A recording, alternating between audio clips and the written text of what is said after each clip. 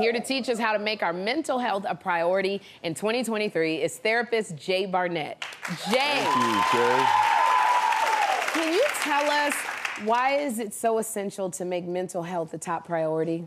Yes, it's how we do life. We do life with our mental health. And when you think about our mental health, your mental, emotional, and your psychological and your physical, it really determines the quality of life. And so when your mental health is stable, your life is stable. And so we really have to focus on stabilizing our mental health by choosing things that serves our mental health. Right. So is there something that we can do?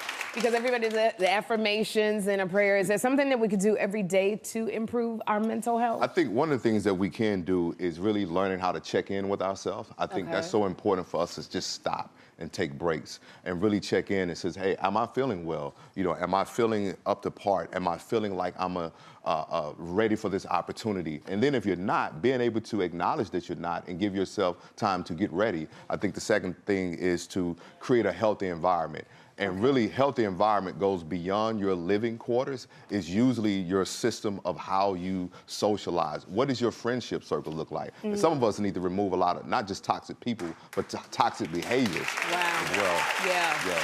And then lastly, I would say, most important is creating an active routine, like just being active, you know, getting out of the house. You know, believe it or not, we're one of the loneliest generations ever because of social media. A lot of us don't socialize like we do. Like we need to. We're constantly on our phones. Yeah. You know, it's this time of year, it seems like a lot of people are depressed. And, you know, I don't know if it comes with the territory, but is there anything that we can do to stop the depression?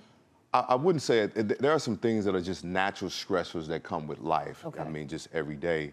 But I think what we can do is just be more aware of what we're feeling. I think we hear depression a lot, and especially seasonal depression, you know, during this time of year. But what I think is important is just us being able to acknowledge where we are. And life is just heavy right now for a lot of people. You know, we're still 2 to 3 years removed from the pandemic, and a lot of people are still trying to find rhythm, still trying to find, you know, their own way. And I think what's important is also understanding the message that I'm wearing on my shirt is that you are enough. And I think that's really what's important.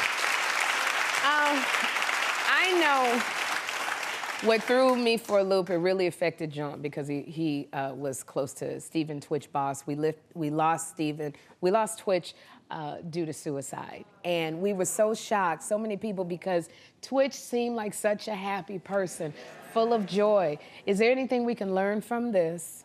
Yes, depression don't have a look, Sherri. It doesn't. As I say that in some way we are all masking something.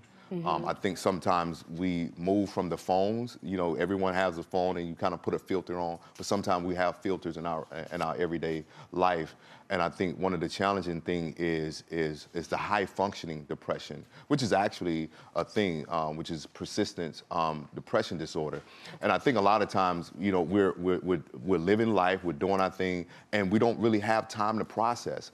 And when you're in a certain position, people don't think that you have certain challenges. In fact, I think when you have a work environment where you're expected to show up, expected to perform, and that's removed from you, it's a challenge on being able to transition. And so just unfortunate as a black man, you know, just even trying to process Twitch, because you look at him like, what could be wrong? Yeah. But sometimes our pain is not seen visibly, you know, or externally, because we're dealing with it internally. Well, that's what I wanted to say. You know, I thank you so much for being here. You got to come back because this helps me a lot. If you or someone you know is in need of help, call the National Suicide Hotline at 988. We'll be right back. Thank you.